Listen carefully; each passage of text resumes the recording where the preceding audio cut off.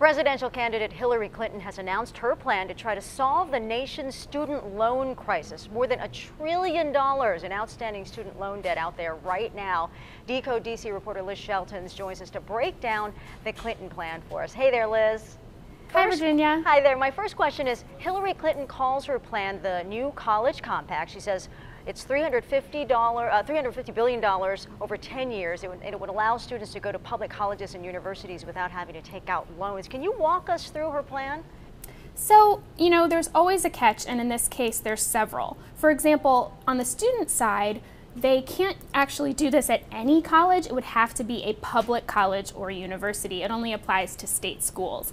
Clinton's plan does offer some options for refinancing existing student loans for folks who have attended private college in the past. The states have to do two things to get this money. First, they have to guarantee that students will not have to take out any loans in order to afford tuition at their schools. That's a big change. And second, these states have to promise to stop cutting state funding for higher education. And this has been a huge issue since the recession. States have just been cutting left and right, and it's not like it's getting any cheaper to operate a college or university. So then that cost gets passed on to students and families in the form of tuition payments. In California, for example, state funding for colleges and universities has been reduced by 11% per pupil since 2008, and that cost is getting passed on to students and their families. Yeah, I guess the question is, if tuition or fees increase, though, even at public schools as time goes on, what that does in terms of keeping up with this grant money, as well as to students who don't get any grant money. So that's the question there. But the third thing I want to ask you is, can you talk about how she plans to raise all the money to pay for this plan? Absolutely. It's not going to come cheap. $350 billion over 10 years. The way that she says she's planning to pay for this is by limiting something called itemized tax deductions. Basically, she wants wealthy families who can now deduct items like medical expenses, payments on their investments. They can deduct that from their taxes and get a tax break for it. And Hillary Clinton's plan is saying we need to limit the amount that wealthy families can get back from their taxes and then put that money into this federal grant program in order for students to not have to pay as high tuition. So it's really going to come down to whether Congress thinks that that's a good idea or not. Yeah, I mean, there are a lot of plans floating around out there right now with so many people running for office. I want to ask you, what does the Clinton camp say the long-term effect would be with this plan?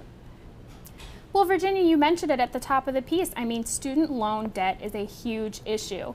And what we're seeing over and over again is, millennials, folks who have graduated from college, and even after they're finding a job, they're shackled by these student loan payments and often aren't able to move out of their parents' basement, for example. So I think that what the Clinton campaign is hoping is that by reducing the debt burden on students, instead of having to have all of their paycheck go toward paying back their student loans, they'll be able to spend more of that money buying houses, condos, cars, helping to keep the economy moving, and at the same time helping to reduce this enormous burden of debt.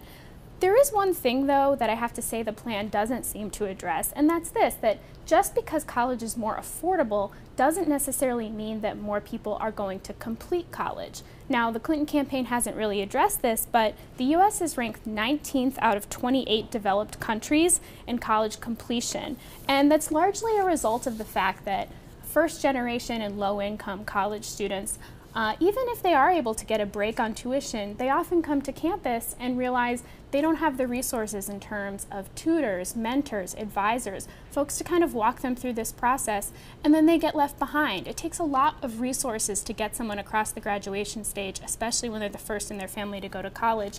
This plan doesn't necessarily address that. Affordability is a huge part of the equation, but it's not the whole story. And I will say that that's something that we explore in depth on our Decode DC podcast, which you can find by going to the iTunes store and searching Decode DC. Decode DC reporter Liz Shelton, we appreciate your time. Thank you so much for breaking this down for us. Absolutely. Thank you, Virginia.